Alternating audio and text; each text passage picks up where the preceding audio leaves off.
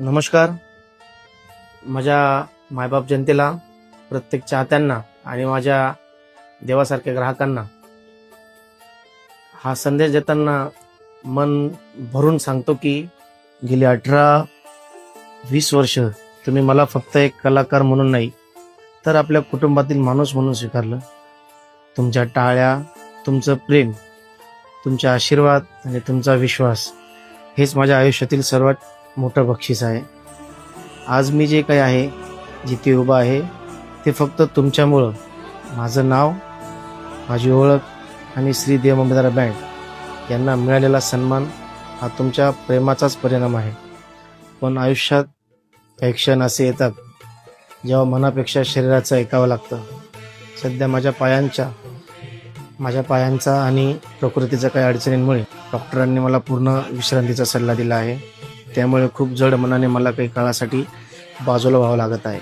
मला माहिती आहे तुमच्यापैकी अनेक जण फोन करत आहेत, ऑर्डर्स देत आहेत, दादा तुम्हीच पाहिजे असं प्रेमाने सांगत आहेत. तुमचं प्रत्येक वाक्य माझ्या हृदयाला स्पर्श करतं.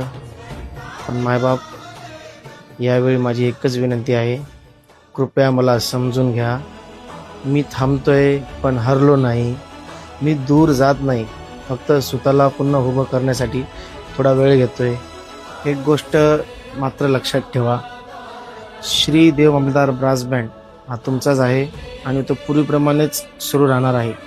आमचे कलाकार, गायक, कीबोर्डिस्ट आणि संपूर्ण टीम तुमच्या सेवेसाठी नेहमीप्रमाणे उभी आहे.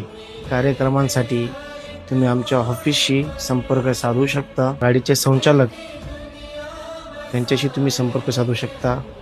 आपणास एक विनंती आहे, जोपर्यंत मी स्वतः अधिकृतपणे व्हिडिओद्वारे पुन्हा येत असल्याचं सांगत नाही, तोपर्यंत माझ्याबाबत कोणतीही अफवा किंवा गैरसमज पसरू नका. मायबाप जनतेंनो, जर आयुष्यात कधी मी कोणाचं मन दुखावलं असेल तर मला मोठ्या मनाने माफ करा.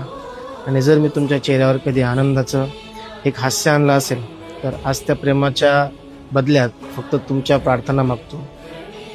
आज जे काही आहे तुमच्या प्रेमाने मला घडवलेलं आहे आणि त्याच प्रेमाच्या जोरावर मी पुन्हा एकदा तुमच्यासमोर उभा राहील. तोपर्यंत माझ्यासाठी प्रार्थना करा, कारण कलाकाराचं खरं बळ त्याची कला नसते, त्याच्या मागे उभे असलेले त्याचे चाहते असतात. मायबाप, काही कारणास्तव मी बँडचे शो, स्टेज शो घेणं देखील थांबवलेलं आहे. त्याच्यामुळं मी स्टेज शोही घेणार नाही आणि बँडचेही काही कार्यक्रम घेणार नाही. मी फक्त विश्रांती घेत आहे. तर मित्र, रसिक प्रेमांनो, मायबाप जनतेंनो, लवकरच भेटू आणखी नव्या जोमाने, नव्या ऊर्जेने आणि पूर्वीपेक्षा अधिक प्रेमाने. कायम तुमचा ऋणी राहील, तुमचा रमाभाऊ. धन्यवाद.